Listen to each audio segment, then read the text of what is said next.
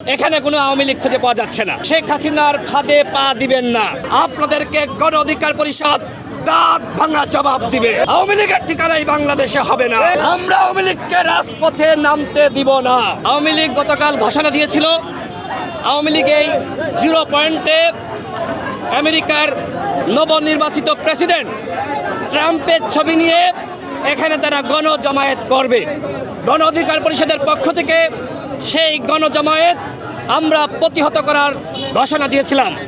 আর যে কারণে আজকে আমাদের নেতা কর্মীদের নিয়ে আমরা এই 0 পয়েন্টে শহীদ নূর হোসেন চত্বরে আমরা জড়ো হয়েছি। এখানে কোনো আওয়ামী লীগ খুঁজে পাওয়া যাচ্ছে না। ঘরের মধ্যে গর্তের মধ্যে লুকিয়েছে। আওয়ামী লীগের নিরীহ নেতাকর্মীদের উদ্দেশ্যে বলতে চাই, আপনারা শেখ হাসিনার ফাঁদে পা দিবেন না। শেখ হাসিনা যদি বাপের বেটি হতো, যদি প্রকৃতপক্ষে শেখ মুজিবের কন্যা হতো, তাহলে এই বাংলাদেশ থেকে এইভাবে পালিয়ে যেত না।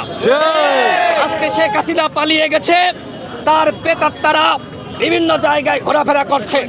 আমরা আওয়ামী লীগের দর্শকদের উদ্দেশ্যে বলতে চাই, যদি রাজপথে নামার ন্যূনতম চেষ্টা করেন, তাহলে আপনাদেরকে গণ অধিকার পরিষদ দাঁত ভাঙা জবাব দিবে। এই যে পাশে আওয়ামী লীগের কার্যালয়, এই কার্যালয়ের সামনে ছাত্র জনতা অবস্থান নিয়েছে। আমরা এই অবস্থান এইখানে শ্রদ্ধা জানানোর পরে আমরা আওয়ামী লীগের কার্যালয়ের সামনে দিয়ে আমাদের মিছিল করব। আমরা দেখতে চাই কোথায় আওয়ামী লীগ, কোথায় আওয়ামী লীগ আছে। আওয়ামী লীগের ঠিকানাই বাংলাদেশে হবে না।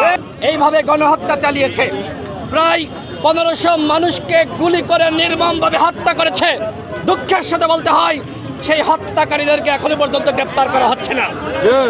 আমার প্রশ্ন, তাহলে কি অন্তর্বর্তীকালীন সরকার এই গণহত্যাকারী দলকে প্রোটেকশন দিচ্ছে? এই অন্তর্বর্তীকালীন সরকার কেন গণহত্যার সাথে জড়িত সেই খুনিদেরকে গ্রেপ্তার করছে না? আমাদের পক্ষ থেকে আমরা দাবি রাখছি, অনতিবিলম্বে এই গণহত্যায় জড়িত ছাত্রলীগ, যুবলীগ, পুলিশ লীগ, র্যাব লীগ যারাই ছিল তাদেরকে গ্রেপ্তার করতে হবে। সংগ্রামী সাথী বন্ধুগণ, আমরা কি চাই? আমরা চাই একটি অবাধ, সুষ্ঠু, নিরপেক্ষ নির্বাচন।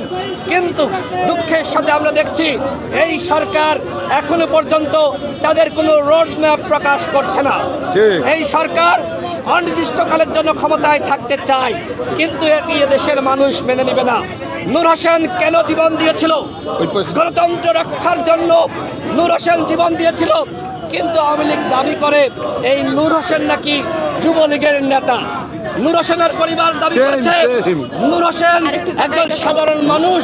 আজকে নূর হোসেনকে আওয়ামী লীগ নিজেদেরকে বানানোর যে পায়তারা করেছিল, কিন্তু দেশের জনগণ নূর হোসেনকে সার্বজনীন করেছে। গণ অধিকার পরিষদের পক্ষ থেকে আজকে এই শহীদ নূর হোসেনের প্রতি আমরা শ্রদ্ধা নিবেদন করার জন্য এসেছি। একই সাথে এই নূর হোসেন দিবসকে কেন্দ্র করে আওয়ামী লীগ যে চক্রান্ত করেছিল, ষড়যন্ত্রের ফাঁদ তৈরি করেছিল, সেই ফাঁদ ভেঙে দেওয়ার জন্য আজকে এখানে আমরা অবস্থান নিয়েছি। আপনারা শেখ হাসিনার ফান্দে পড়ে রাজপথে নামার ন্যূনতম চেষ্টা করবেন না।